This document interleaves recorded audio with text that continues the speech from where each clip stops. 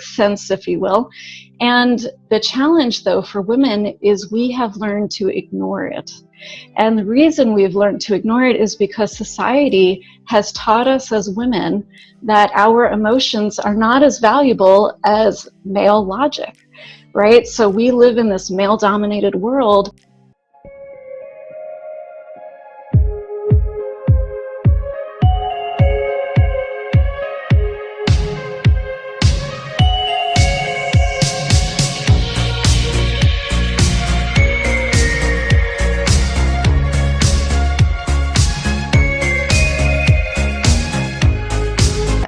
Hello everyone, and welcome to Sindy V King show. If you have not subscribed to my channel, please go ahead and do that. I post videos every week, and if you are coming back, welcome back. So today I have a special guest. Her name is Tammy Green, and she has worked in the medical health industry and is actually a practitioner in the counseling in the Boston area. In the past summer, she decided to bring her service online, just helping women empower coaching, focusing the area of helping women ages between 35 to 50, finding happiness, fulfillment, and living their authentic life. Who does not want that? Exactly, right? Everybody wants to live in their power. Exactly. So I'm really excited to have her on my show here, and we're going to get really, really deep about talking about, about how do we reveal ourselves, our feeling, and be having the freedom to be yourself. And that's what the biggest thing that we feel like our society or somebody or your parents or your partner feel like you need to be somebody else that isn't healthy for you. And it's not serving your body as well. So a really great thing about her, she has backpack across over 45 countries. Wow, that's amazing. And she's a swing dancer and she's so much fun, a solo traveler, and really is a big in nature. And I'm really, really happy to have her on this show because she really is. We're going to want to talk about mental health because there's not a lot of topic. I find that mental health is such a taboo topic, but I think it's such an important topic to be talking about. So I want everybody to welcome Tammy. So Tammy, welcome to my show. Thank you so much. I'm so excited to be here, Cindy. And mental health is such an integral part and an important thing to talk about. I know you do a lot of work on relationships, and mental health plays into that 24/7. So I'm so glad that I have an opportunity to be here with you and talk about that and dig deep. Yeah, it's really exciting to have you here. And we want to talk about, first off, what got you doing mental health as a focus area? So I'm actually a licensed therapist here in the Boston area. I've been in private practice now probably for, I've lost count, maybe 10 to 12 years. And my specialties in my private practice have been working with clients in particular that struggle with trauma, and also people that struggle with drug addiction or alcohol addiction. So my private practice has been just an amazing experience. I have just really loved watching women come through these massive traumatic events in their life and rise above them. And it's so revealing of how strong women can be and how much we have the ability to overcome challenges in our life. So actually recently, I just came back from a world trip. I got married in 2016. And for our honeymoon, we decided to travel around the world together, which was amazing.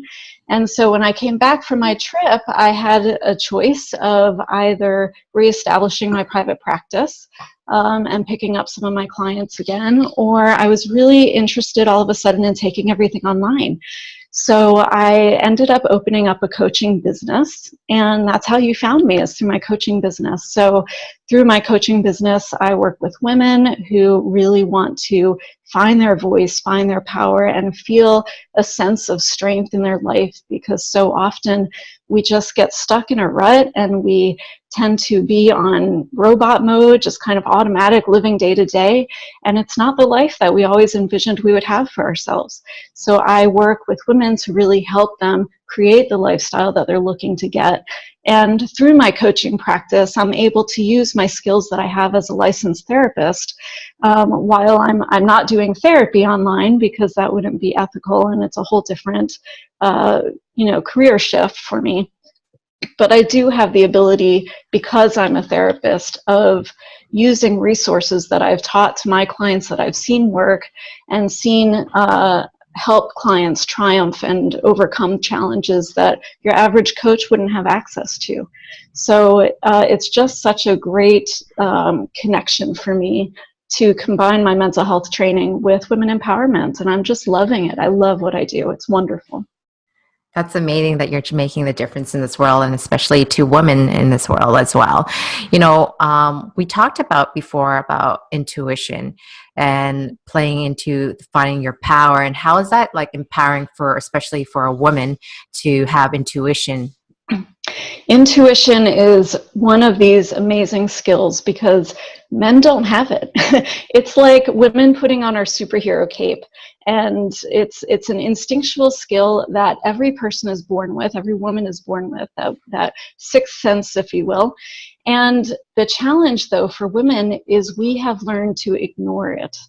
And the reason we've learned to ignore it is because society has taught us as women that our emotions are not as valuable as male logic, right? So we live in this male-dominated world where women are shamed for having emotion and expressing emotion. And we're told to man up and put your big girl pants on and things like this. But what that does over a period of time actually is it turns down the volume on our intuition, because we start thinking that the emotions and the instinctual little cues that our body is sending us, we start dismissing them and thinking that they're wrong. And we start ignoring them and saying, well, I'm being too emotional. People are telling me I'm too emotional. I shouldn't listen to that. I have to think logically. I have to, make a decision based on factual information. And what that does in time is we just stop listening to our own gut instinct. And our gut instinct is so valuable for us. Because like I was saying, it's just a skill that men don't have. And it takes us a notch above the male intellect, because as women, it is just something that we're born with. And we really have to learn how to tune back into our intuition, how to use it to our advantage, and how to allow it to guide us to make major life decisions. Right? Yeah. And, I think you made a really good point that women are born with it. It's not like you develop it. Exactly. But if you lost your way, how do you reclaim that? Yeah, so this is something that I love teaching women, and I wish that I could say that there's a magic wand that we just wave and there you have your intuition. It doesn't work that easy. If you think about it, by the time women realize that they've lost their intuition or that they don't hear it anymore, they're in their 20s, 30s, 40s, maybe even 50s. So that means for the last 20 or 30 years, we've been ignoring it, and we've taught ourselves to not hear it. So in the same sense that we have this history where we've built up all this time, where we've trained ourselves to not listen to our intuition, it now takes time to train ourselves to listen to it again. So there's not one simple direct solution. There's not one answer to that question, but there are a series of different things that we could do to really tune into our intuition. Something as simple as doing a basic body scan. When you're in a peaceful moment, when there's no stress happening to you right now, if you're just sitting at home on your couch and you can relax, close your eyes, and you do a basic body scan from the head all the way down to your feet, and you do it really slowly. And I just want you to check in with the various parts of your body and take notice of what it feels like to be peaceful and calm in your body. Because the difference is that when we are not peaceful and calm, that's when we start feeling things. But we're not aware that when everything is okay, our body is also giving us a message. Our body is still communicating to us that things are okay. So we first have to tune in when everything is okay. And then we could start tuning in when things are not okay, if that makes sense. Absolutely. So it be becomes aware. a process. So be aware of the good feeling versus Yes, the bad feeling, exactly. right? Exactly. You got it. And Awesome. that's just a starting step to that. You know, it's something we could talk about for hours because it just takes a while to really learn how to listen to that intuition. And ultimately, we need to turn up the volume from, 0, where it's just a whisper and we barely can pick it up, to a 10, so that we're constantly checking in with ourselves and aware of the signals that our body is telling us so that we can make better, more intuition focused decisions in our life. Yes, and it's so important. What you really mentioned is really key. I have clients and they mix up the good feeling to the bad feeling to a good feeling. So they're intercrossing each other, the nervous Yes. system. Yeah. And what you said is really profound, that you need to listen to the good one first, not the bad one, the good Mm-hmm. one. What feels Exactly. good in the body, right? Versus with, Exactly. so you can differentiate the both of them. Differentiate. Yeah. Yeah, we need to know what calmness feels like and what good and comfort feels like in our bodies when we're not being stimulated. Because then when we're stimulated and we're in a really difficult situation, our body sends so many signals all at once. And if Yeah. we can't differentiate between those, then we're not going to be able to tune in. And it's going to cause us to feel scattered and overwhelmed. And then we're not in a good space to make any kind of decision or distinction about what our body is trying to say to us. So we do have to be able to first tune in, and meditation is a great way of even doing that, by doing simple meditations during the day, 5 minutes here, 5 minutes there. It helps us really kind of zone in to the messages that our body is giving us. And that's so Oh, important. I love it. I totally love it. And, we can talk about when you are not doing this. If you're not doing this work, you could develop things like psychosomatic. You can, disassociation. Those are one of the few negative things if you're not in tune with your body. Can you explain a little bit more about like what happens when you're not in tune with your body as a woman? Oh my gosh, yes. You know, from personal experience, and I know that you specialize in relationships, and I can tell you I've been Yeah. in unhealthy relationships, right? Who hasn't? Yeah. Show of Yeah. hands. Every Yeah. woman in the room. That's We've all done correct. it. And when we're in an unhealthy relationship, our body sends us signals constantly, but we, using our minds, talk ourselves out of things all the time. Yeah. I was in an unhealthy relationship for years, and my Mm-hmm. body was sending me signals. I was having constant aches and pains and, so much tension in my shoulders and headaches. I was having headaches. I never connected the two, that the reason for my headaches was because I was so unhappy in the relationship that I was in. So Mm. our body engages in psychosomatic symptoms, which basically means they're physical symptoms that our body creates or manifests that are interpretations of our mental health. And Mm-hmm. if our body is creating physical symptoms, we need to zone into that and really be able to pay attention and say, wow, this is not normal for me. It's not Mm-hmm. normal that I'm putting on weight. It's not normal that I'm having headaches and that my every joint hurts in my body. Mm-hmm. When we experience something like anxiety or depression, our Yeah. bodies communicate that. And usually, if we're not listening to the emotion, our bodies have to ramp it up to make us listen. And so they create symptoms of pain. Yeah. And we have to start paying attention. But unfortunately, in our society, what ends up happening is we pop a pill. We take a Tylenol for a headache. We go to the doctor and get on an antidepressant or an anti-anxiety medication without realizing that maybe there's a deeper reason that we're experiencing these symptoms in the first place. So psychosomatic symptoms are something that our body, it's a tool, really. We need to think of emotions just as being a tool for our body to communicate what's going on in our psyche. Mm-hmm. And once we start really acknowledging that and tuning in, we can make such a world of difference in our day-to-day living. Yeah, and that's so profound. Not a lot of people know that when you take drugs, when you do alcohol, when you have unhealthy addiction habits, and it could be shopping as well, Oh, for sure. right? Shopping therapy. Absolutely. Right? I don't want to only say drugs and alcohol and sex is a big Any no-no. addiction. It's any addiction, right? Yeah, you could be So an eBay shopper, you could be a shoe shopper, food addiction, of course. If you're on the diet train where you're constantly on the next diet and the next diet, yeah, all of these things can be signs of mental health issues. yeah, and then you're just avoiding the situation. And Yeah. there is no better way, if you can agree, Tammy. You can't avoid your feelings. You got to go through it. Is You that do. correct? You got it. You have to. There's only one way to really get yourself out of a situation when you're stuck, and that's to feel it. And unfortunately, what that means is we have to be uncomfortable.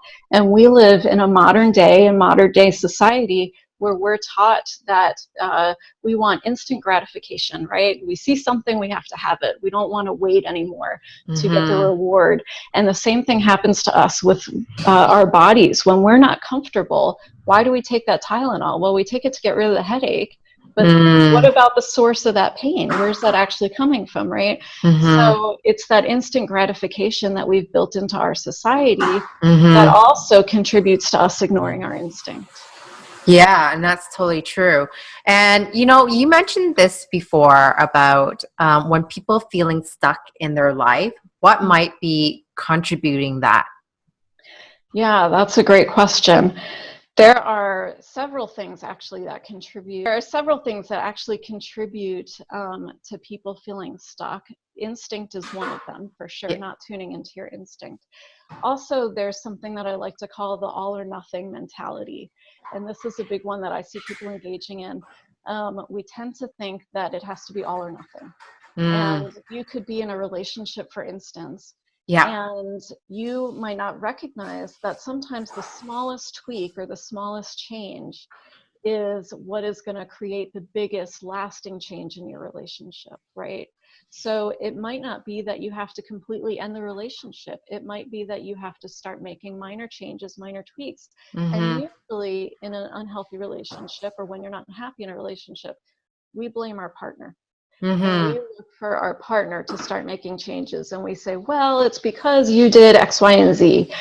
And the reality is that's a cover up for what we're doing in the relationship, right? So we need to actually look inward and say, okay, if I'm not happy with my partner's behavior, how can I change what I'm contributing to in this relationship that's causing this cycle, right?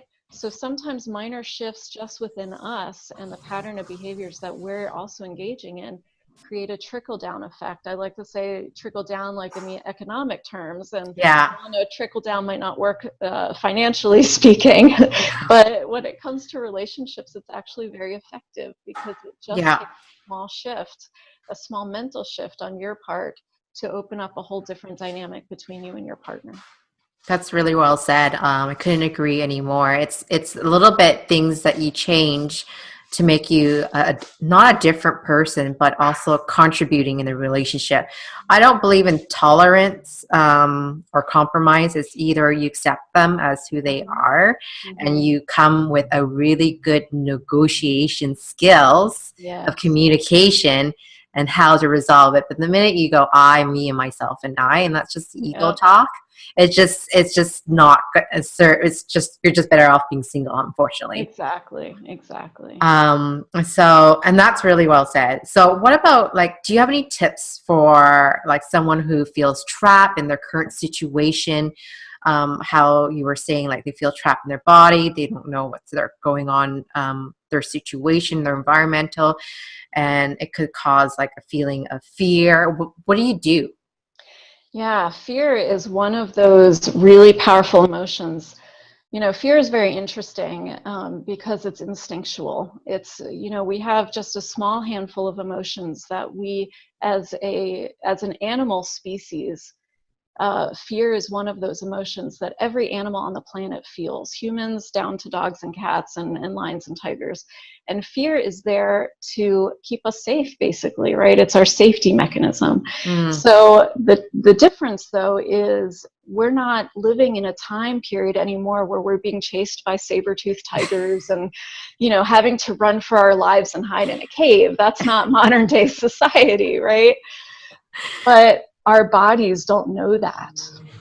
So fear kicks in regardless if there's a tiger behind me or my husband behind me who is, upsetting me and I'm upset or something like that. Fear is that instinctual body response that cues in anytime our body says, hey, we're at risk. And whether we're at risk physically or emotionally, in other words, our ego might be at risk. We might be a little bruised ego kind of a thing. Our body interprets it the same way. It's totally true. Yeah. So for fear, I am a huge proponent of the saying, feel the fear and do it anyway. Because fear in modern day and age is one of those things that our body cues up, but there's typically not a lot of evidence that it's a real thing that we need to be afraid of. There's not a tiger behind us that's about to bite our heads off, right? It's more often than not in today's world, the fear is not to our physical safety, it's to our mental safety and our emotional safety. So knowing that when you feel fear, you really have to figure out how to punch through that wall. And often what happens is we feel fear and we interpret that as being a part of our instinct. But that's the one thing that we really have to push through is feeling the fear and doing it anyways.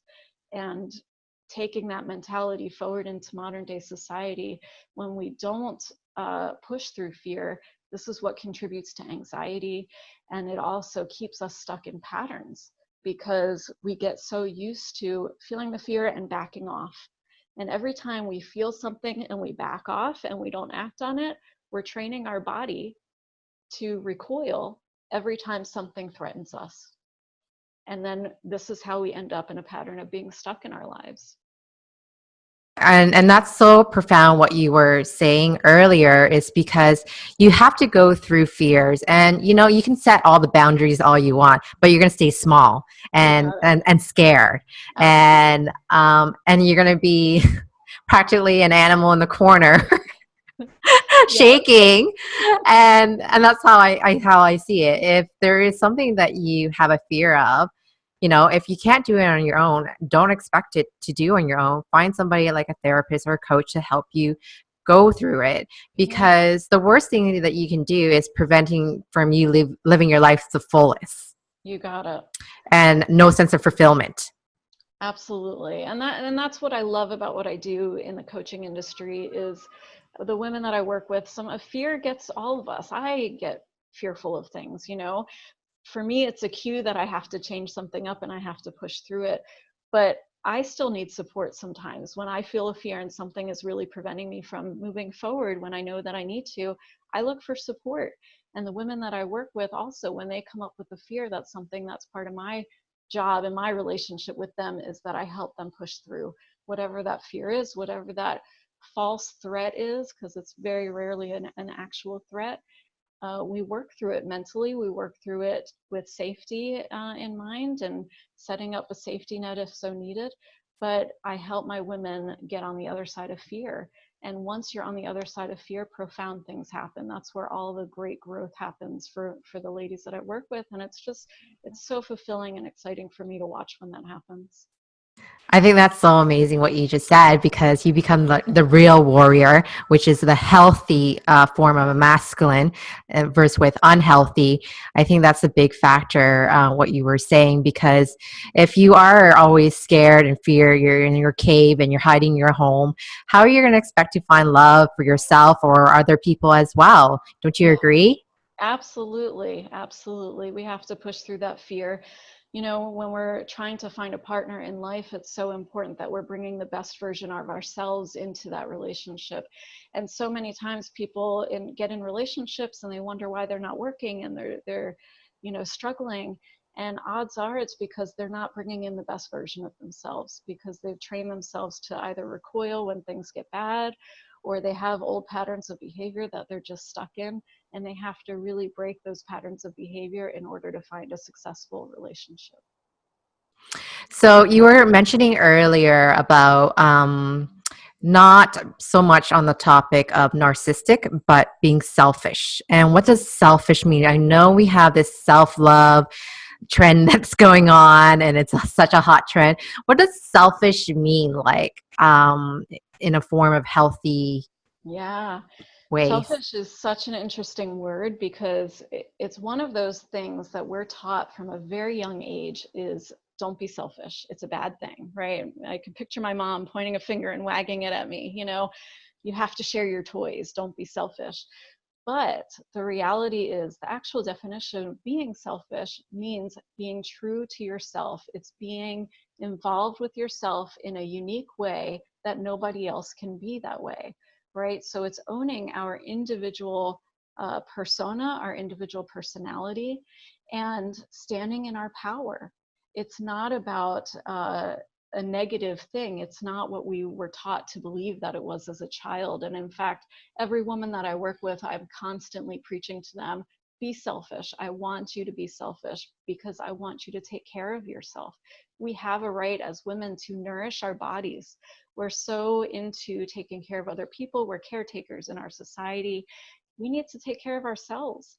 And sometimes what that looks like is giving ourselves permission to be selfish. We owe it to ourselves to take care of ourselves in order for us to be the best person we can be for our partners and take care of the other people in our lives. The only way to do that is to give yourself permission to be selfish, which means embodying all of you, being grounded in who you are, and owning who you are so that you are bringing the most authentic version of yourself forward in your relationships. And what you said about being selfish is such a clear definition of a feminine energy. And that's so beautiful what you were saying. How much is too much selfish that really takes away from the relationship? Well, I guess she's stuck in her cave and is self-care and taking a bath every, weekend or like every day. She's locked in the bathroom. How much is too selfish is bad? That's a great question. And the answer